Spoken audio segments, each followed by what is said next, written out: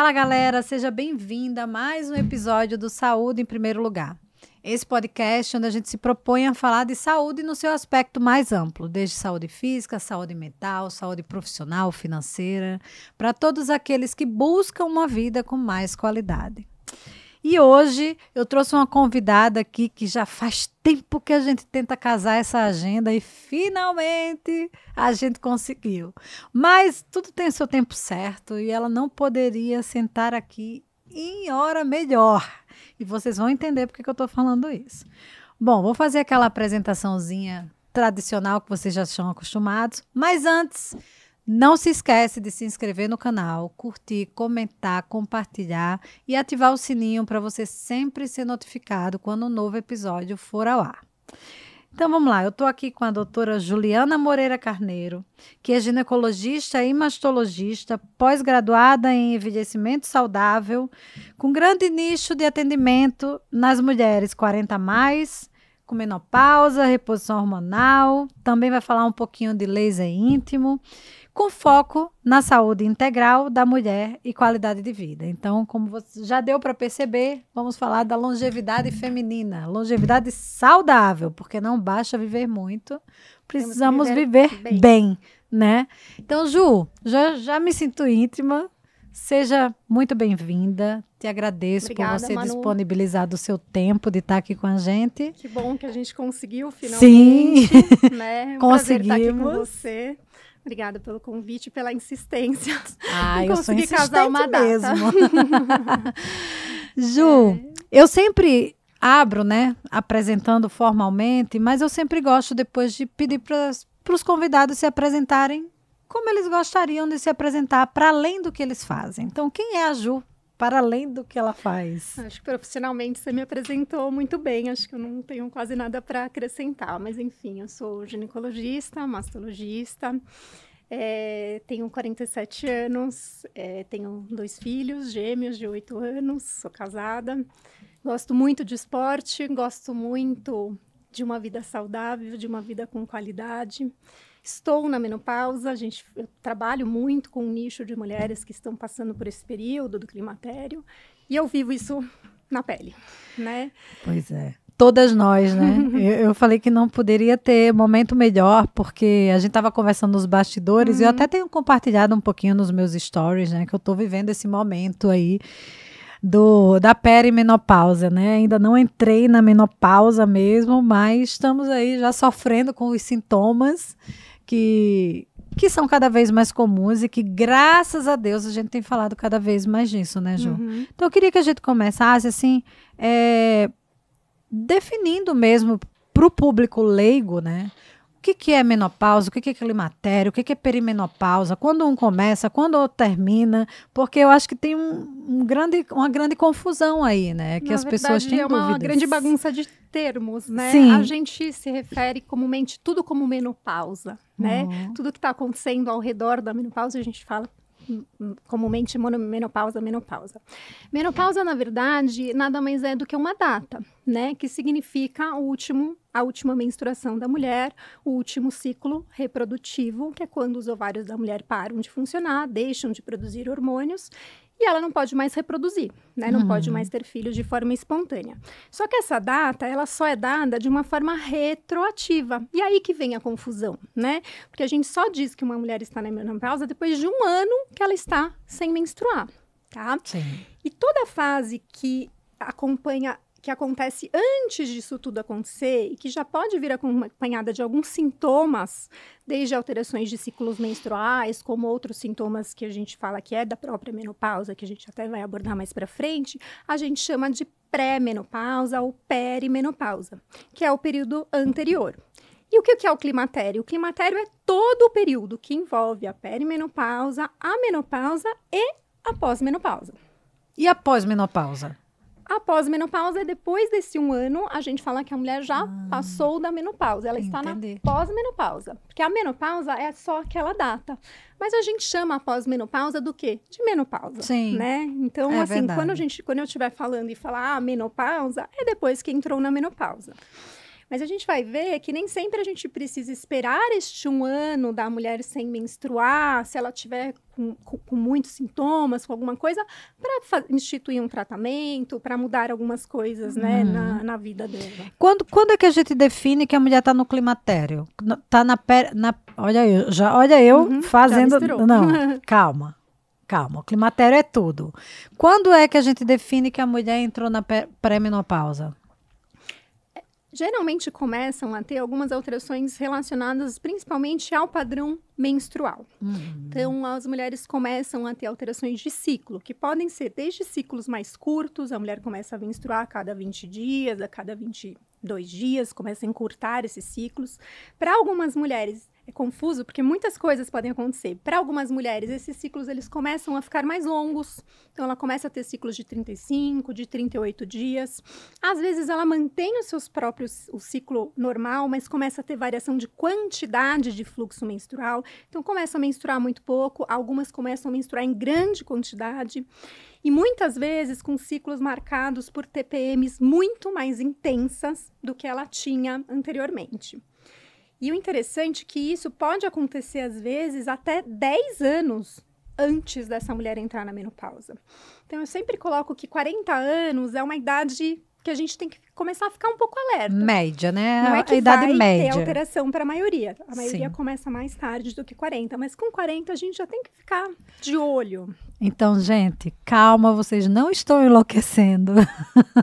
Eu estava a ponto de ir no psiquiatra. Fui, graças a Deus, sou cercada de mulheres e amigas maravilhosas. Falou, calma, tá tudo certo. Porque mesmo a gente sendo profissional de saúde, a gente também se pega nesse lugar de, será que é da menopausa? Será que não? Será que... E aí, com tantas outras coisas que tá acontecendo na nossa vida, né? A questão do humor. E aí é bom porque a gente já vai falando, assim, de... Que sintomas são esses para a gente ficar alerta? A gente sabe que para cada mulher acontece de um jeito, né? Umas têm determinados sintomas, outras não. Mas quais são os primeiros sinais para ficar alerta de calma, isso é um sinal da pré-menopausa? Além, né, das alterações do ciclo, das Sim. TPMs mais intensas, a labilidade emocional costuma ser um sintoma muito importante que muitas mulheres têm, né? Então, uma situação de uma hora ela está mais deprimida, outra hora ela está mais irritada, não se reconhece, alguma coisa estranha está acontecendo e, de repente, tá tudo bem, né? Cada hora o humor tá de um jeito e você realmente acha, às vezes, que tá pirando, que tá deprimindo, né? Que realmente precisa de algum tratamento psiquiátrico. É bastante comum. As famosas ondas de calor podem já começar a acontecer, né? Que é um calor que vem abruptamente, mais na parte superior do corpo. Graças a Deus. Muitas isso... vezes trazendo sudorese, né? Na nuca. Muitas vezes essas ondas de calor, elas podem começar a acordar a mulher no meio da noite. Muito comumente ela acorda 2 horas, 3 horas da manhã, com um calor importante, se descobre, põe o pé para fora, tira a meia, de repente isso passa. Às vezes isso vem acompanhado de uma onda de frio em seguida. Às vezes, mesmo sem a onda de calor, a mulher começa a ter algumas alterações de sono. Comumente, não é o distúrbio de um sono inicial, não é uma insônia inicial com dificuldade de dormir. O mais comum é uma insônia de manutenção. Acordar de madrugada, que é acordar de madrugada e ter dificuldade, né, de retomar esse sono, ou ter um sono mais leve, que fica acordando com frequência e daí acaba acordando mais cansada, né, um sono não reparador. Hipersonia pode ser também?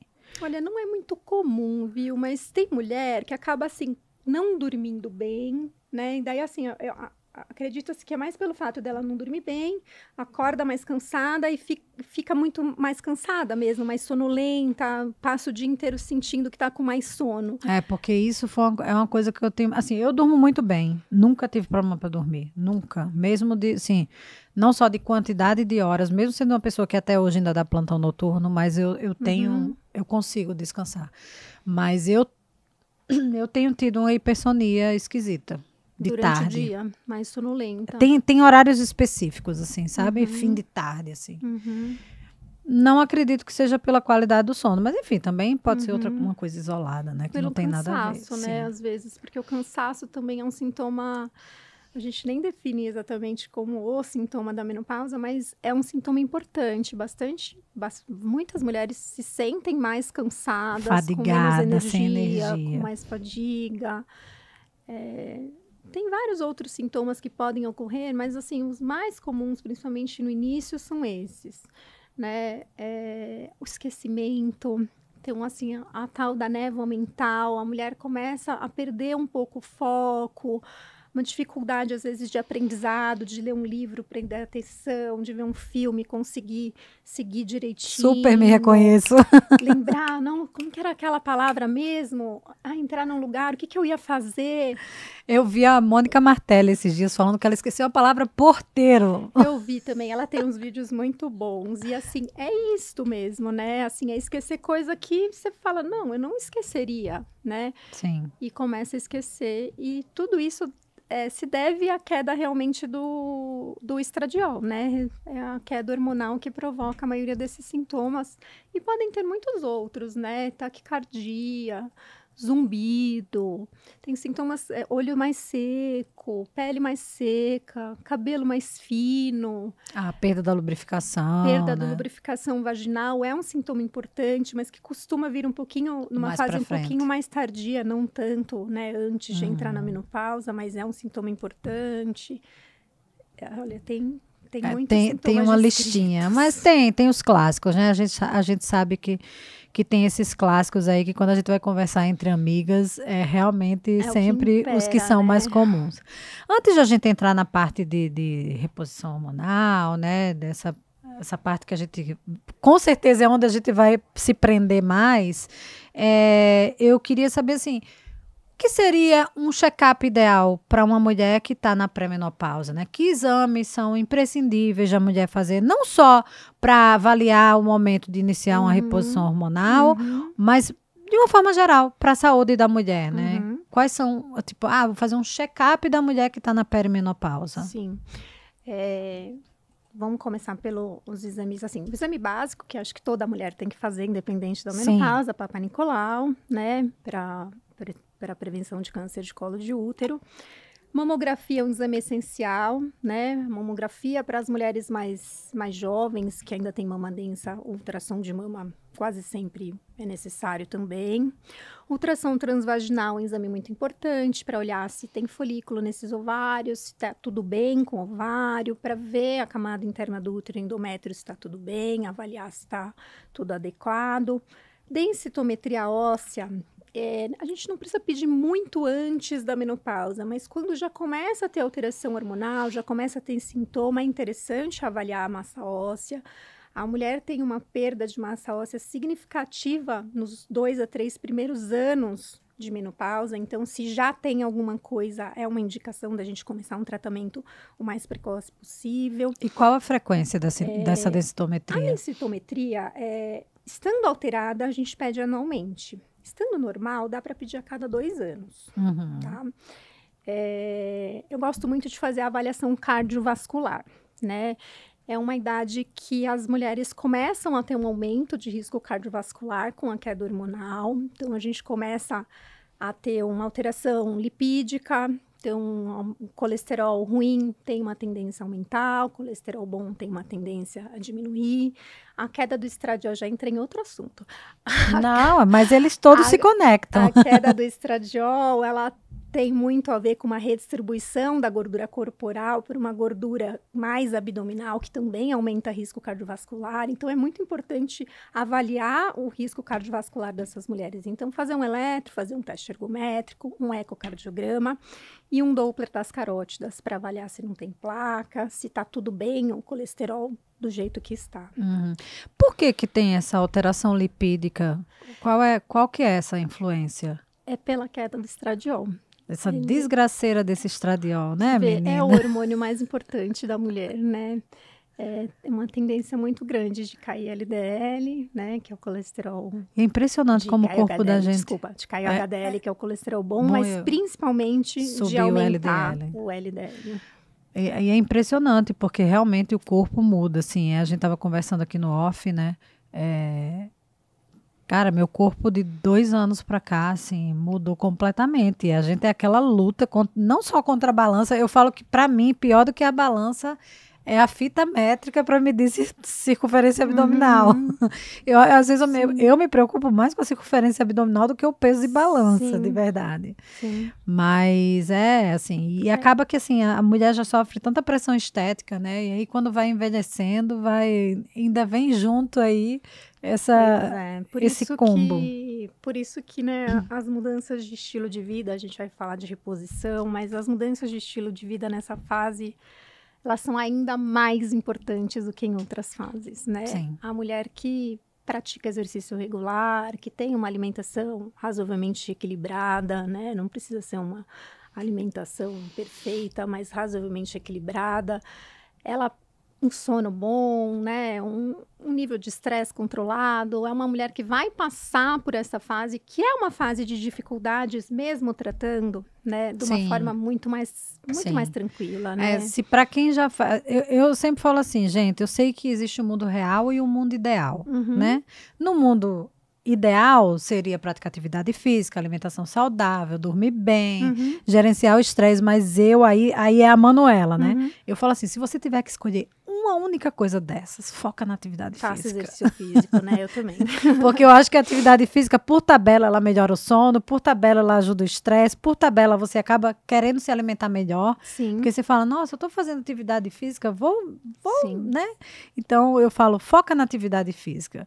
Sim. E se para quem faz atividade física já é difícil, né? Porque eu fico falando, cara, eu tô me agarrando na força do ódio da atividade física, do meu hábito de praticar esporte, que eu sempre tive, para não deixar a peteca cair. E ainda assim, está sendo bem desafiador. E aí a gente eu acho que a gente já pode entrar, né, na questão da reposição hormonal. Eu tenho feito uma provocação para alguns amigos médicos, né, que assim, vamos parar de falar terapia de reposição hormonal e dar nome o que é a terapia de reposição hormonal, porque hoje tem tantas divergências, tem tantas coisas pró, contra, enfim. Eu falo, tem um fla-flu tão grande que eu acho que as pessoas nem sabem o que de fato é a terapia de reposição hormonal. Então, fala pra gente um pouquinho o que é, qual o momento de começar, e aí fique à vontade. É muita bagunça, porque hoje também tem um mercado, né, em torno do hormônio, né, e do hormônio para outras finalidades, né? Tipo, tá triste, dá hormônio. Tem gente com sobrepeso, mas dá hormônio para aumentar a massa muscular, dá hormônio para isso, dá hormônio para aquilo. E o hormônio não é isso, né? O hormônio, eu brinco aqui, o hormônio não é um cardápio gourmet, né? Que você chega no restaurante e escolhe, eu quero isso, eu quero isso, eu quero isso. Né? A reposição hormonal chama terapia de reposição hormonal, mas a terapia de reposição hormonal feminina, a gente repõe o que está faltando, né? Então, assim, a ideia é repor o que está faltando. E esse o que está faltando, a gente não vai repor o que a gente tinha quando a gente tinha 20 anos. A gente repõe o suficiente para a mulher viver bem, para melhorar os sintomas, para melhorar a qualidade de vida, para a gente diminuir o risco de algumas doenças, que principalmente é a osteoporose, as doenças cardiovasculares, as demências, o câncer de cólon intestinal. Diabetes também, a gente também reduz o risco de diabetes. E o que a gente dá? O principal hormônio que falta, que é o estradiol. Então, assim, a queda do estradiol é a grande responsável pela maioria dos sintomas. Desde dos vasomotores, né, as ondas de calor, as alterações de humor, alteração de sono, os sintomas vaginais, a queda de massa óssea, a queda de massa muscular, aumento de risco de diabetes, de doença cardiovascular, é tudo o danado do estradiol. Então, ele vai fazer bem para tudo. Ele faz bem para o coração, ele faz bem para a pele, ele faz bem para os sintomas, ele faz bem para o osso, mas ele não faz bem para o cérebro, mas ele não faz bem para a camada interna do nosso útero, que é o endométrio. Então, todas as mulheres que têm um útero, que não fizeram por algum motivo uma esterectomia, tiraram o útero por algum motivo, a gente tem que dar uma progesterona. Ou um progestágeno, que é uma medicação semelhante à progesterona, que faz o quê? A proteção desse endométrio para esse estradiol não estimular muito o endométrio. Então, a reposição hormonal clássica da menopausa é estradiol, e progesterona. Só que a gente tem um outro hormônio que o ovário produz também, que é a testosterona, né? Que é um hormônio feminino também, né? Muito falado que é hormônio masculino, mas é um hormônio produzido pelo ovário das mulheres. As mulheres também produzem testosterona pela suprarrenal. Então, na menopausa, a produção ovariana, ela vai cessar e muitas vezes a gente tem que repor testosterona também. Vai variar um pouco, a testo não é um hormônio obrigatório, porque a gente tem ainda uma produção suprarrenal que ainda pode estar existindo e algumas mulheres ainda não precisam. Não dá para querer dose masculina, né? Sim, e a ideia é repor para dose feminina mesmo, Sim. né? Então, a mulher, ela tem mais de 10 vezes a menos testosterona que o homem. É muita diferença, né? Então, o que a gente repõe é estradiol, um progestágeno para proteger o endométrio, em alguns casos a testosterona. E Ju, é engraçado, porque né, a gente estava falando que antes de... Eu perguntei para algumas amigas, né? Qual dúvida vocês têm e tal.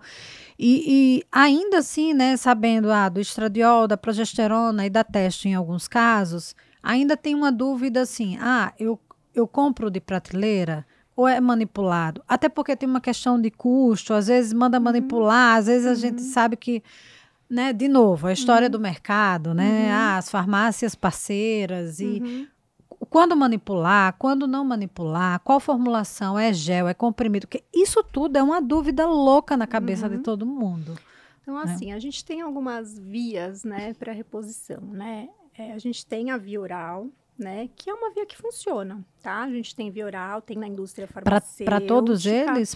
Testo não. Então, a gente tem na indústria farmacêutica medicações orais só com estradiol e um progestágeno.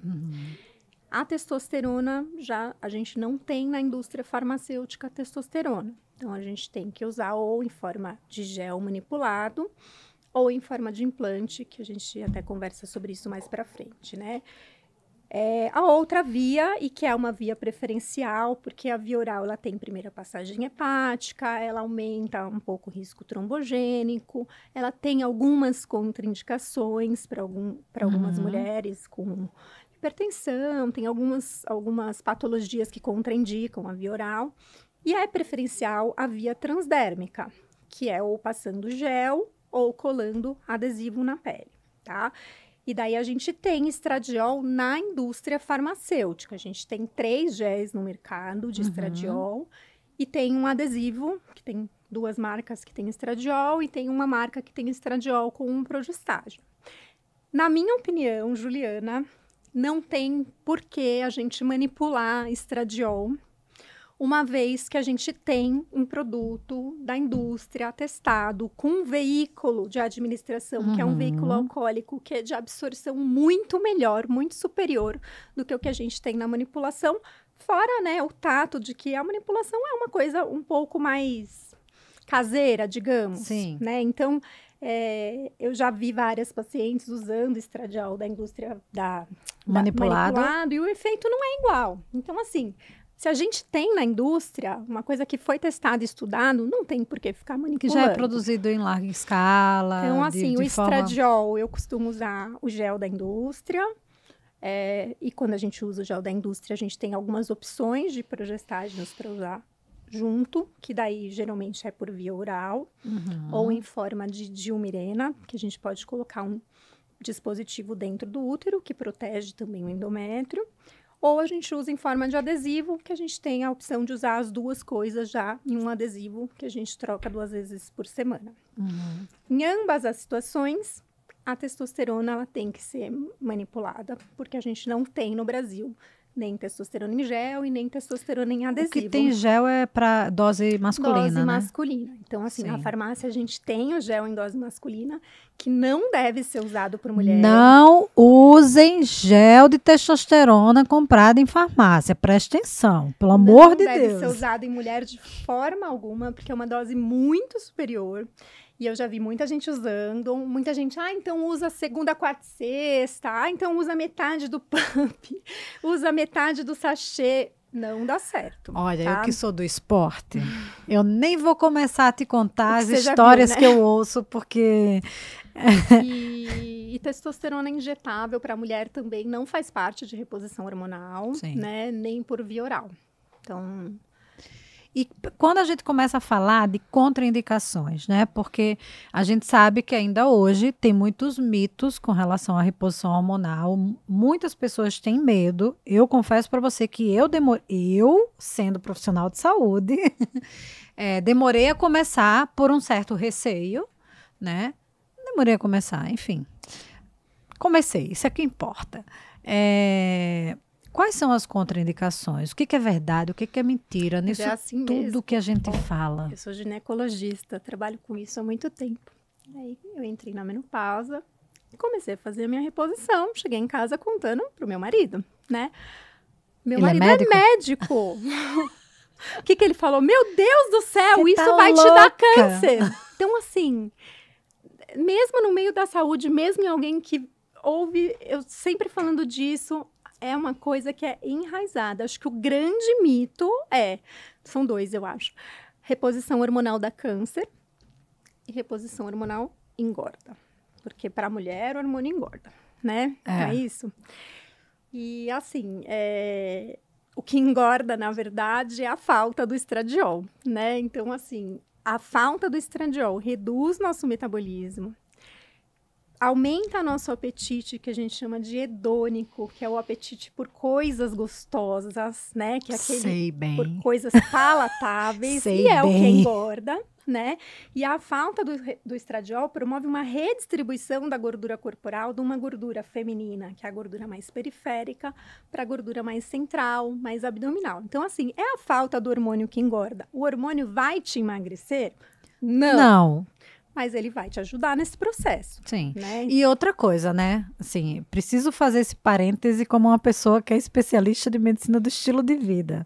Gente, o hormônio também não vai resolver tudo, né? Não adianta você repor o hormônio e não mudar o teu estilo de vida. Para tudo, né? As pessoas hoje querem fórmulas mágicas para tudo, né? Até esses dias saiu, não sei se chegou a ver uma matéria da tal pílula da atividade física, que eu nem li, eu nem leio, porque eu tenho ranço dessas matérias, dessas manchetes, assim. É uma pílula que é como se você tivesse corrido 10 quilômetros. Que maravilha, né? No sofá. No sofá. Então, assim, a reposição hormonal, ela não vai fazer milagre, Não vai fazer milagre. E daí o grande mito, né, dá câncer, não dá câncer, né? E eu acho que é o principal medo das mulheres e o fantasma das mulheres é o câncer de mama, né? E aí, assim, quando a gente entra no quesito do câncer de mama, a reposição hormonal, ela aumenta um pouquinho o risco de câncer de mama. Eu falo pouquinho, porque é pouquinho mesmo, perto de todos os benefícios que a gente tem de alívio de sintoma, de ganho de qualidade de vida, de prevenção de doenças. Falando em número, eu gosto muito desse número porque fica de uma forma mais clara. Assim, a gente tem um risco basal de câncer de mama, eu falo isso sempre, de 30 casos de 30 casos de câncer de mama por 10 mil mulheres por ano, tá? E daí a gente tem um risco atribuível ao hormônio, que a gente aumenta de 30 para 38 casos para 10 mil mulheres por ano. Então, são 8 casos a mais em 10 mil mulheres. Ou seja, é um risco menor do que se você é sedentária, tem sobrepeso. Nossa, chega aí. Então, assim, é 0,8 casos a mais em 1000, é 0,08 casos a mais em 100 mulheres por ano.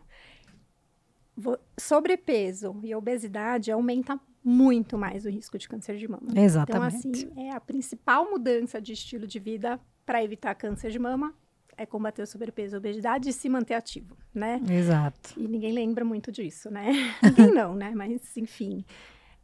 Então, assim, realmente, eu não tenho medo do câncer de mama em relação à reposição. Acho que, assim, a única coisa é que a gente tem que ter muito cuidado. Então, para iniciar uma reposição, tem que estar tudo certinho, os exames. E quem faz reposição hormonal tem que, obrigatoriamente, fazer um acompanhamento. Sim. Não pode ficar tomando hormônio e não fazer sua mamografia anualmente. Sim.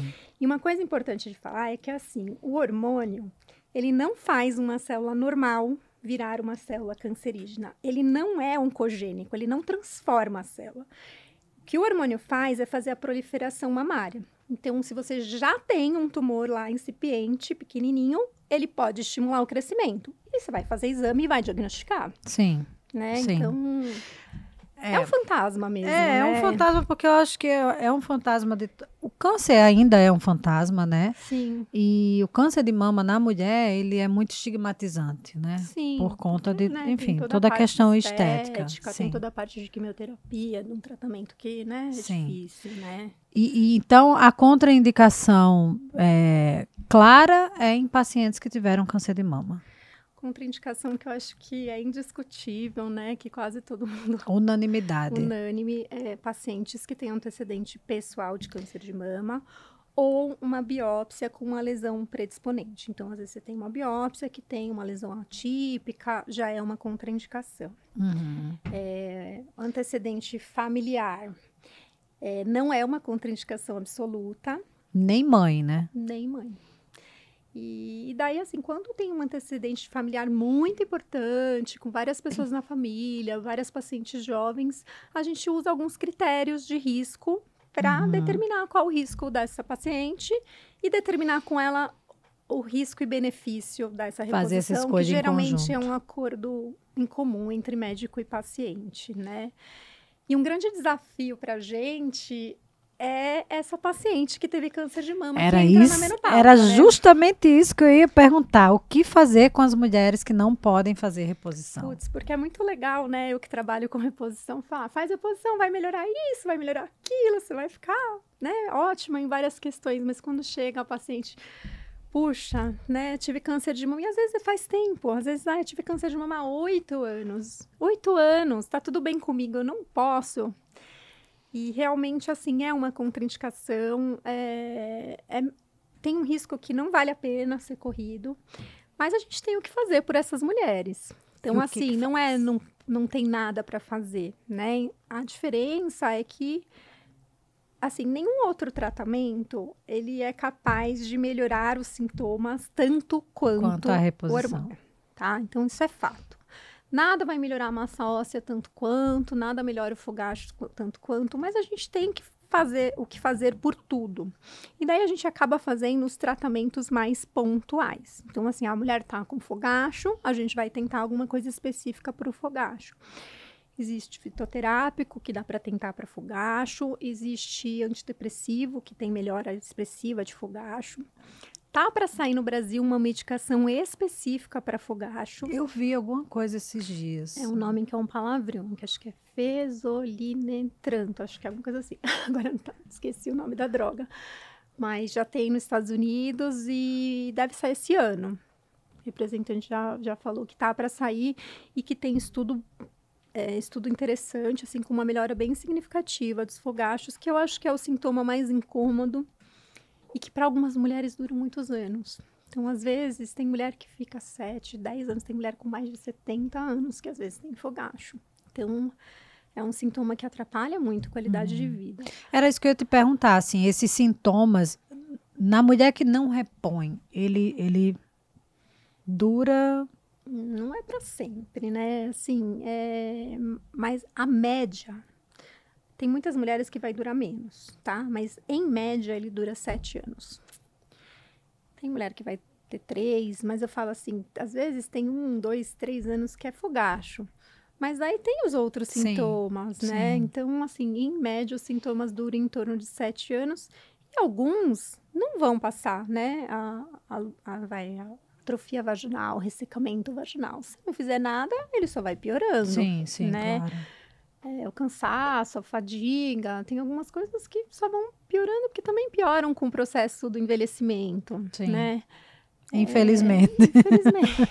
Ô, Ju, e qual o momento certo, assim, tanto o momento certo de iniciar a reposição hormonal, por quanto tempo fazer? Para a vida toda? Como que funciona isso?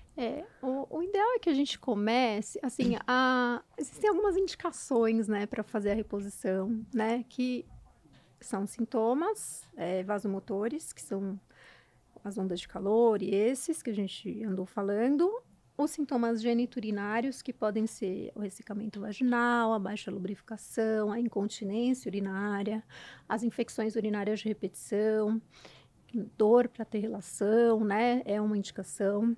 E a perda óssea é uma indicação. A mulher tendo indicação, a gente começa a reposição de acordo com o sintoma. Não é com o exame, tá? Uhum. Que a gente, assim, a gente falou dos exames que tem que fazer para rastrear a saúde, mas a gente escolhe exame hormonal para ver se essa mulher está na menopausa. Sim. Né? Mas na fase da perimenopausa, esses exames, eles variam muito. A gente imagina que o estradiol, ele faz assim, cai. Mas não, ó, ele sobe, ele desce. Ele sobe, o meu tá assim. Porque o nosso ovário, ele não morre de uma vez. Sim. Ele vai falhando. Daí ele manda uma mensagem para a hipófise, que é a glândula que a gente tem lá no cérebro, e pede para ela mandar mais hormônio que estimula ele. Ela vai lá e bombardeia. Ele funciona.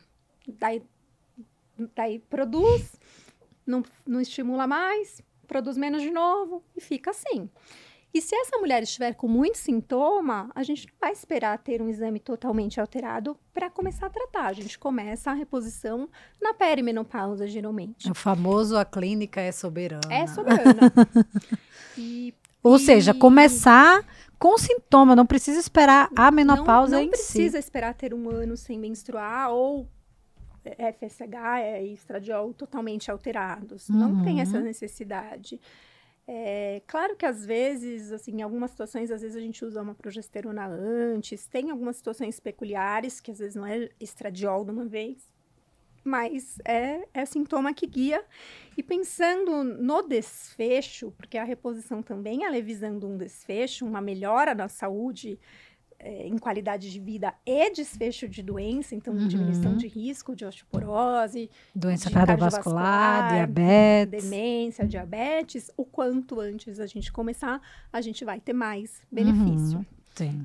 Existe uma janela de oportunidade também para a gente começar essa reposição.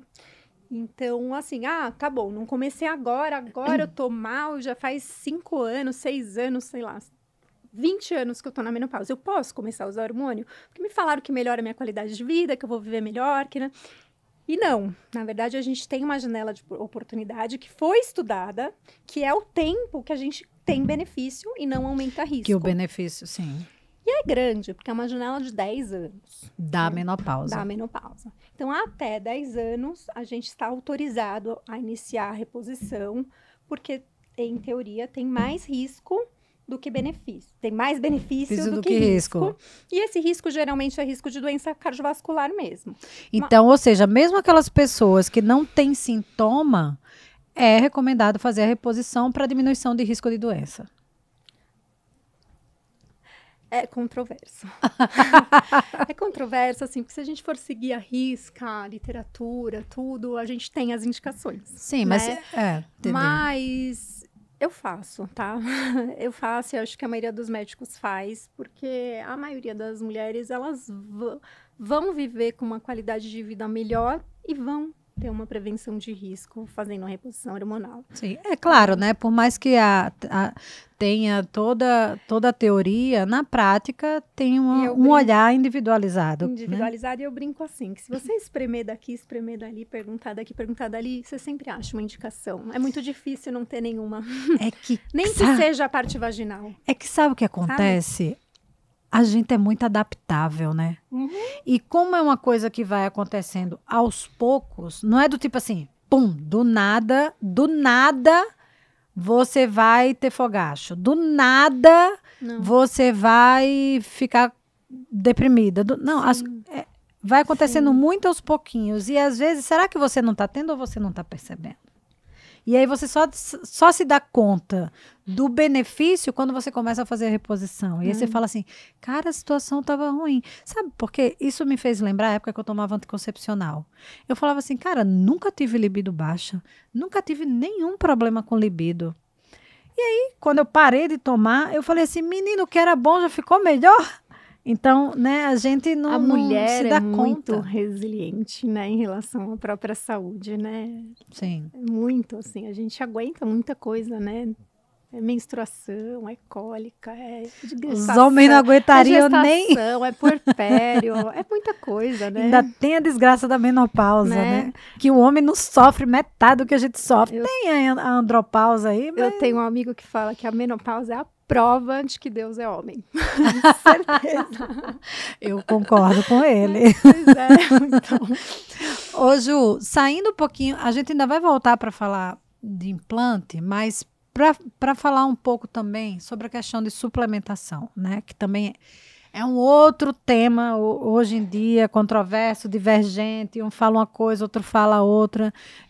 O que a gente tem? E aí a gente pode falar de suplementação junto com a alimentação, né? Uhum. O que a gente tem de alimentação para falar sobre... Pô, tem alimentos que de fato melhoram, de fato piora, suplementação, o que suplementar ou não, ou suplementa só se tiver abaixo. O que tem aí dentro desse combo alimentação-suplementação? Acho que a alimentação acho que é o carro-chefe, né? A gente tem que começar com a alimentação, Sim. né? Porque realmente nenhum suplemento vai... suprir uma dieta muito ruim. O nome já diz, né? É suplemento. Suplementação, né? E hoje, assim, virou uma grande indústria mesmo, né? Eu vejo gente com listas imensas de suplementos, gasta fortuna com suplemento. E para quê, né? Muito vai sair até no xixi, não vai servir para nada, né? Então, xixi assim, caro. Xixi caro. Então, assim, a alimentação tem que ser a base. E eu acho que o básico mesmo, né, de uma alimentação limpa, né, comer comida de verdade, comer comida in natura. Frutas, verduras, legumes, carnes magras. Pouca coisa industrializada. A necessidade proteica na mulher na menopausa, ela aumenta, porque a gente tem uma tendência natural a uma perda de massa muscular e que vai acontecendo de uma forma cruel, né? Até porque a gente tem uma perda aí de mais ou menos 1% de massa muscular ao ano. Se a gente não fizer nada, é isso que vai acontecendo. Aos 70, de 40 a 70 é 30%, é muita coisa, né? Então, assim, o exercício... Já mudei, mas enfim, o exercício é fundamental, mas a gente tem que ter um aporte proteico um pouco melhor. A necessidade de cálcio na mulher na menopausa aumenta, e hoje tem muita gente com intolerâncias, né, a leite, a lactose, tem muita gente que não toma leite, que não toma derivados, então a gente tem que ter um pouquinho de cuidado e avaliar realmente se essa paciente não precisa suplementar o cálcio, porque a necessidade é de 1.200 miligramas de cálcio dia na menopausa, é alta. Para quem não consome nenhum lácteo, difícil ter isso só, né, de vegetais. Vitamina D, eu acho que é uma coisa que realmente é um dos suplementos que eu acho que tem que suplementar. Só quem realmente faz esporte no sol todo dia que tem uma vitamina... eu faço esporte no sol todo dia. Eu tenho doença autoimune também, Sim, né? Então, mas eu suplemento vitamina D há muito tempo. E a vitamina D, assim, pensando em imunidade, em osso, em massa muscular, é uma vitamina muito... Cada vez mais tem estudos com vitamina D, né? E é uma coisa importante. Mas voltando para a dieta, assim, acho que tem algumas coisas que podem ser gatilhos também para fogachos, então reduzir álcool, reduzir café, são estímulos... as farinhas, os açúcares refinados, tudo isso pode piorar os sintomas. Mas não é muito diferente do que a gente recomenda para alimentação, né, de todo mundo, né? Com relação às sementes, muita gente fala das sementes, aumentar o consumo de sementes é bom, é benéfico.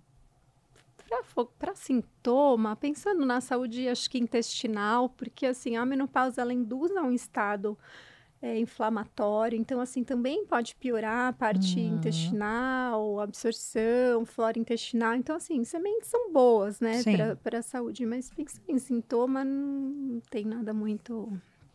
E para quem tem, para uma pessoa que já é diabética, né, eu tô trazendo um caso aqui bem individualizado mesmo, que é de uma amiga que é diabética tipo 1. E ela disse que para ela assim, o maior desafio foi conseguir controlar a glicemia por conta da resistência à insulina que veio com força. Né? Ela que já é uma pessoa diabética do tipo 1, né? Ainda mais piorou. É um grande desafio e tipo 1 piorou, né? Porque realmente assim, a queda do estradiol diminui a sensibilidade à insulina. Então, assim, existe uma tendência à resistência insulínica. Então, muitas mulheres vão se tornar diabéticas, né? E realmente, quem tem diabetes exige um esforço grande para ajuste de medicação. A reposição pode ajudar, não tem nenhuma contraindicação nessas pacientes, assim como não tem também em pacientes hipertensas, né? Então, assim, as doenças crônicas, hipotireoidismo, nódulo de tireoide, até mesmo câncer de tireoide não são contraindicações para reposição e ela pode vir ajudar essas pacientes, mas realmente é um grande desafio para quem é diabético fazer ajustes de medicação e quase sempre tem que fazer. O exercício aí entra como uma coisa primordial, né? Porque a atividade física é uma das coisas que mais melhora a sensibilidade à insulina. Principalmente exercício de força, a musculação, né? o exercício de força. Algumas pessoas me perguntam assim, e o que é melhor, exercício de força ou aeróbico? Eu falei assim, minha filha, você não tem para onde correr, porque o aeróbico é protetor cardiovascular e o exercício de força é para você conseguir ficar em pé. Sim, a gente tem que fazer os dois, né? Não tem jeito, né? Ô, Ju, ainda voltando um pouquinho na questão da suplementação, né? Eu já vi falando de algumas suplementações, né? Tipo ômega 3, creatina, vitamina B12. E aí? Eu acho que alguns suplementos, eles entram, sim, e são importantes. Não vai ser para todo mundo, acho que tem que avaliar realmente caso a caso. Creatina é um suplemento que eu gosto muito, assim. É meio unanimidade, né? A creatina já é um acho que consenso. É um queridinho mesmo. É um queridinho. Porque tem, assim, a questão muscular. Porque tem tantos estudos, né? Tem a questão cerebral, tem a questão intestinal. Então, assim, é um suplemento que você ganha muito, né? Com uma coisa só. Ômega 3, eu acho que é um suplemento importante. Acho que é um anti-inflamatório, né? Tem uma ação anti-inflamatória importante, ajuda um pouco no perfil lipídico, né? Na questão cardiovascular, gosto bastante. Acho que o magnésio, se pensar em algum mineral, é um mineral que, para a maioria das pessoas, após os 40 anos, após a menopausa, vai faltar da alimentação. E ele também tem muitos benefícios cardiovascular, muscular, ósseo, ajuda no intestino, em sono. Acho que para cada um, vai funcionar. Mas né? B12 eu acho que é uma vitamina que tem que repor se estiver faltando. Né? Assim, não é todo mundo tem que tomar B12, não, né? Vem das proteínas animais, tem gente que come, tem gente que absorve bem. Então, assim, se tiver... Eu não como carne vermelha há uns 15 anos. E aí os amigos perguntam, você repõe B12? Eu falei assim, gente, nunca precisei. Então, minha última B12 deu 900. Porque não é só em carne vermelha, né? Nas outras proteínas animais tem B12, né? Exatamente. Então, assim... Mas tem muita gente que precisa repor B12. O nível que os exames colocam é um nível baixo, a gente né? sabe. Então, assim, tem um nível ótimo de B12 que é superior ao 300 que eles colocam lá no exame. É igual a vitamina D, né? A gente sabe que tem a galera que passa do ponto e defende aí as hiperdoses de vitamina D, que a gente sabe que é surreal e tem um risco absurdo, né? De insuficiência renal e tanta coisa. Tudo isso, né? Mas... Por outro lado, a referência do laboratório também é aquém, né? Que é 30. É isso que eu tô falando, fica todo mundo nessa seara. Eu, graças a Deus, mesmo sendo uma pessoa com doença autoimune, vitamina D, B12, assim. O meu básico de suplementação hoje é vitamina D, ômega 3, creatina, eu acho que eu só tô tomando isso. Ultimamente eu só tô tomando isso. Eu também. Eu tomo magnésio também, porque eu também tomo magnésio. Mas qual deles? Magnésio é magnésio, né? Mas tem alguns com mais afinidades por algumas coisas, né? Então, assim, se a gente pensa mais em sono, por exemplo, o magnésio com inositol é muito bom. O magnésio treonato é bom para o sono, ele é muito bom ele atravessa mais a barreira hematocefálica. Então, pensando na parte mais cerebral, ajuda um pouquinho mais. Pensando em parte muscular, eu gosto bastante de dimalato. Pensando em intestino, citrato. Mas eu falo, magnésio é magnésio, né? Vai servir para tudo. É que alguns têm um pouquinho mais de afinidade para alguns tecidos, né? O cálcio é um que em algumas pessoas tem que repor. E assim, a gente tem que avaliar individualmente, né? Não tem receita de bolo, né? Para cada um vai ser de um jeito, realmente. Tem que avaliar a alimentação, avaliar o estilo de vida da pessoa, né? E tem gente que precisa suplementar mais coisas que isso, sim, e tem benefício, né? Mas acho que sem muito exagero, Nossa, gente, eu tô né? ali, eu tô meio assustada com o relógio, mas a gente vai falar de duas coisas ainda que eu quero falar. Fala um pouquinho da questão dos implantes, né? Esse é um tema bem polêmico, controverso, né? Polêmico.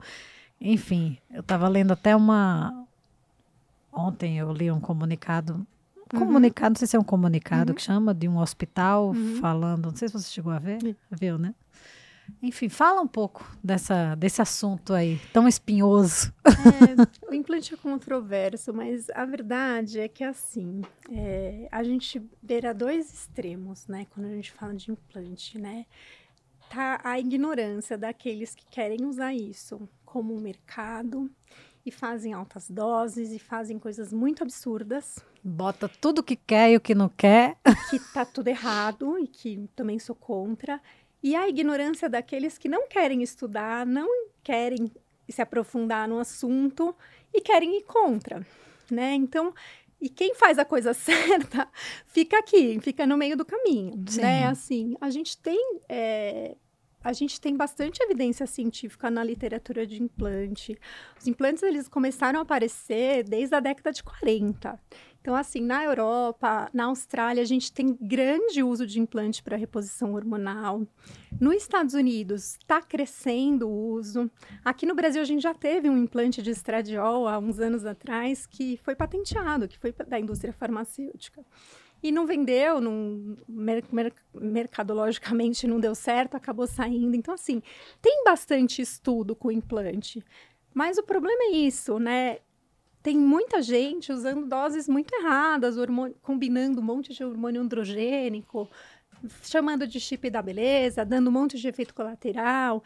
E quando você vai fazer a reposição séria, com dose que fica fisiológica, você fica meio no meio do caminho, né? Assim, eu trabalho com implante, eu faço um ambulatório, inclusive, numa faculdade de pós-graduação, que a gente faz reposição só com implante.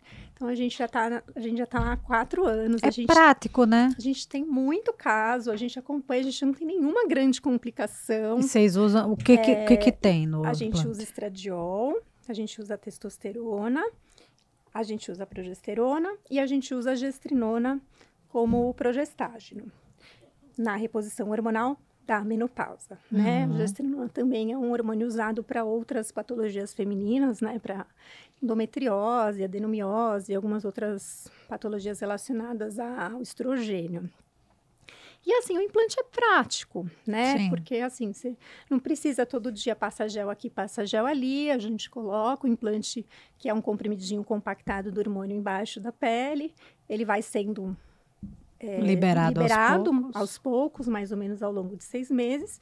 E a gente faz um acompanhamento disso, né? Tanto clínico, né? Com resposta clínica, quanto com um exame de sangue para acompanhar e para saber como que o implante está se comportando em cada pessoa para reimplantar de novo. E esse implante, ele dura quanto tempo, mais ou menos? Em torno de 6 meses.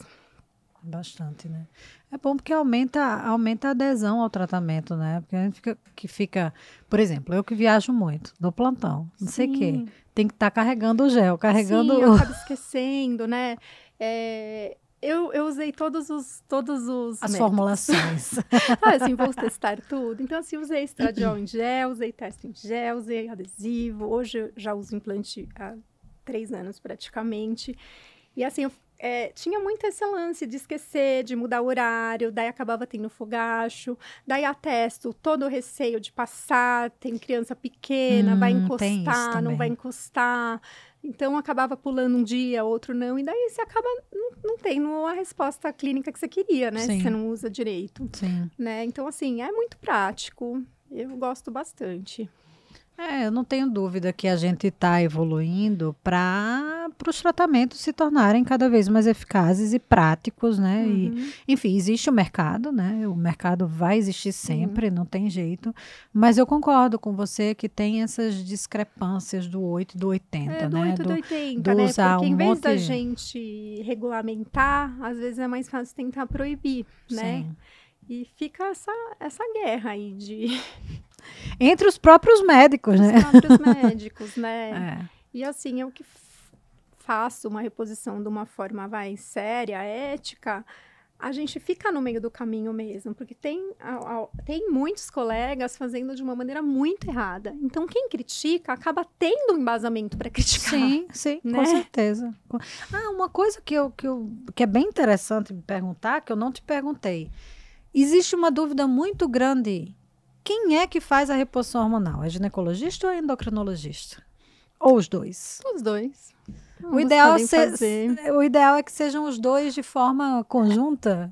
Assim, se você já tem os dois médicos. Tem bastante endocrinologista que tem bastante conhecimento e bastante embasamento para fazer reposição, né?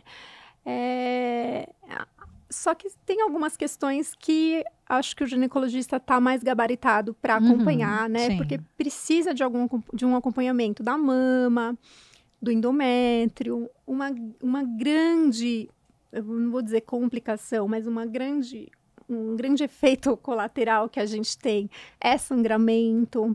Então, assim, faz parte da reposição hormonal de quem tem útero ter algum tipo de sangramento, que muitas vezes é adaptativo, mas a gente tem que saber como manejar isso, tem que saber se isso é um problema, se isso não é um problema, se vai mudar de método, se vai mudar de progesterona, de progestágeno. E às vezes o ginecologista acho que tem mais ginga com esse manejo, né? Mais conhecimento mesmo, né? Mais expertise. E pra gente fechar, né? Você faz uma coisa que eu nunca tinha ouvido falar, que é o laser íntimo. Fala um pouquinho pra gente quais são os casos que é indicado, como eu não conhecia, realmente para mim foi uma novidade. O laser é o mesmo laser que faz rosto, né? Então, assim, o laser que eu faço é o laser de CO2, é o mesmo laser que muitos dermatologistas fazem no rosto, né? Para rejuvenescimento, para tratamento de manchas, para tratamento da pele. E assim, a gente utiliza a energia do laser para estimular o colágeno vaginal. Então, através do CO2, a gente estimula a produção de colágeno, estimula a produção de elastina, as proteínas de sustentação, melhora a lubrificação do epitélio e a gente melhora muito a atrofia vaginal que acontece na menopausa, o baixo ressecamento. A gente consegue fazer tratamento para incontinência urinária de esforço, principalmente se for leve, né, moderada, que não for um caso cirúrgico. A gente consegue tratar a flacidez vaginal, frouxidão vaginal, candidíase, infecções de repetição e consegue fazer o rejuvenescimento íntimo também. E é uma maneira bem interessante porque a gente faz isso de uma forma rápida, né, e mais sustentável do que ficar usando o hormônio local vaginal. O tratamento é muito bacana. É novo ou sou eu que estou desatualizada? Não é tão novo, não, mas tem cada vez mais gente fazendo. Não é uma coisa nova, mas... Não é comum da gente ver mesmo, não. Menos gente fazendo. Hoje em dia já tem, acho que bastante, mas os resultados são bárbaros. Nossa, olha. Maravilhosos. O tempo voou, mas eu acho que a gente conseguiu falar bastante coisa, né? Você tem mais alguma coisa que você gostaria de falar? Que você pensa que seria importante e a gente não falou? Eu fiquei na cabeça aqui numa hora, a gente perguntou por quanto tempo fazer reposição hormonal, e eu fiquei, acabou que não saiu. Não existe exatamente uma data para acabar a reposição hormonal. Então, a gente começa e a gente não precisa com 10 anos parar, com 5 anos parar. Então, eu brinco que é até a próxima consulta. É até a gente avaliar os exames, avaliar o paciente e ver que está tendo mais benefício do que risco. Geralmente, após 10 anos de reposição, a gente tem uma tendência a fazer redução de dose, passar para doses menores, para low doses. Entendi. Gente, é isso aí, meninas, olha... Não tem muito jeito. Infelizmente, todos nós vamos envelhecer e morrer, a ordem natural da vida. Mas a notícia boa é que dá para envelhecer muito melhor do que nossas mães e nossos avós envelheceram, né, Ju? Com certeza. Eu acho que por muito tempo a saúde da mulher, ela ficou um pouquinho esquecida pela medicina mesmo, sabe? Pelo tal do mercado, né? Não se tinha interesse em investir na saúde da mulher, né? A gente tem que ser realista, essa é a verdade. Mas, graças a Deus, a gente está tendo um boom aí de estudos sobre a longevidade feminina. A longevidade de um modo geral, mas eu acho que existe uma atenção especial à longevidade feminina, né? E eu fico muito feliz que a gente possa, de fato, ter uma qualidade de vida, né? Sim. E, de novo, assim, reforçar que não é o hormônio, né, que vai salvar a tua vida. Né? Se você conseguir usar a tua mudança de estilo de vida junto, associado com o hormônio, é o melhor dos mundos. Com certeza. Né? A base é importante, né? Então... Pois é. Não existe atalho, não tem fórmula mágica, não tem chipzinho. Até os hormônios que não devem ser usados, se você usar e não fizer nada, ele não vai funcionar, né? Pois é. Então não tem fórmula mágica mesmo, gente. Pois é. E eu sempre termino fazendo uma pergunta para todo mundo, que é sempre a mesma pergunta, que é: o que é qualidade de vida para você? Uma pergunta boa. Qualidade de vida para mim é viver bem, com saúde, com energia, para fazer as coisas que eu gosto e que me fazem bem. Para trabalhar, para cuidar dos meus filhos, para brincar com os meus filhos, para viajar, para estar com minhas amigas, para fazer um monte de esporte que eu amo fazer. Você faz o quê? Hoje em dia faço musculação, beach tênis e pedalo. Eu faço Mas hoje o meu queridinho agora é o beach tênis. Eu fiz triatlon até ano passado. Esse ano eu deixei o triatlon um pouquinho de lado, mas eu pedalo e eu deixo a minha bicicleta lá no rolo, que eu falo assim: no pior das hipóteses, meia hora de pedal vai sair. para não ter desculpa, né? Que a gente tem que facilitar, porque também se ficar naquela, choveu, não vou sair para pedalar. Não sei o que, não vou fazer não sei o que lá. Então, se você tem na sala da sua casa, já não tem muito erro, né? Mas, ó, o bicho, eu tô tão apaixonada que a gente joga até na chuva, sabe? Não, o pedal já sai muito para pedalar na chuva, já sai muito para correr na chuva hoje em dia. Tem que ter mais energia, mas, né, Manu? Daqui a pouco o hormônio vai me ajudar. Fé em Deus. Fé em Deus. Ju, queria agradecer a sua presença mais uma vez, pelo tempo que você disponibilizou. Eu falo que tempo é o que a gente tem de mais precioso, porque depois que o ponteirinho anda para frente, ele não volta, né? Então, mais uma vez, agradecer pela sua presença. E deixa aí o momento do seu jabá, onde as pessoas te encontram, se elas quiserem marcar consulta, tirar dúvidas, deixa aí os seus arrobas e o que mais você quiser divulgar.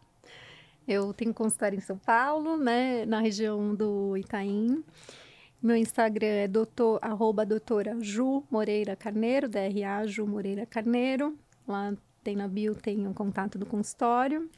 Quem quiser me procurar ou escrever alguma coisa pelo Instagram. Tô achando que eu vou mudar minha ginecologista para São Paulo, hein? Né? Você já vem uma vez por mês, né, Manu? Já vivo aqui mesmo. E, gente, é isso. Assim, é um papo muito gostoso. Eu gosto muito de falar de tudo que a gente tem de novo e não tão novo, mas que está mais em evidência, né? Falar de saúde é sempre muito bom. Acho que a gente precisa, óbvio, né? A doença, ela vai existir sempre, mas olhar mais para a saúde, né? Olhar mais para a saúde, né? Porque viver mais hoje tá fácil, né? A medicina tá evoluindo cada vez mais. Sim. Mas viver bem... Eu falo que a gente tem o melhor dos mundos de duas formas, né? A tecnologia, que está avançando cada vez mais para a gente ter melhores tratamentos, ter melhores formas de diagnosticar. E, por outro lado, eu voltar para o básico, né? Que é o se movimentar, é o comer comida de verdade, né? Enfim. Então, está nas nossas mãos. Infelizmente, é a escolha de cada um, né? Sim. A gente sabe que a gente, mesmo vivendo né, divergências aí sociais muito grandes no país que a gente vive, mas na nossa bolha, digamos assim, a escolha está nas nossas mãos, né? Então é isso, gente. Queria agradecer para vocês que ficaram até aqui com a gente. Para quem ainda não me segue lá no @ManuRios_AL no Instagram. No LinkedIn eu sou Manuela Rios. Nesse canal, se você ainda não curtiu, não se inscreveu, se inscreve, curte, comenta, compartilha, ativa o sininho para você ser notificado sempre que um novo episódio for ao ar. E o meu livro que eu sempre falo para vocês, A Saúde Está Doente, Como Sair da Exaustão para uma Vida com Mais Qualidade, é um manual básico para você dar os primeiros passos em busca de uma vida melhor. Então, se você ainda não tem meu livro, aqui nessa descrição vai ter um link que você pode comprar e também lá no link da minha bio no Instagram. É isso e até o próximo episódio. Tchau!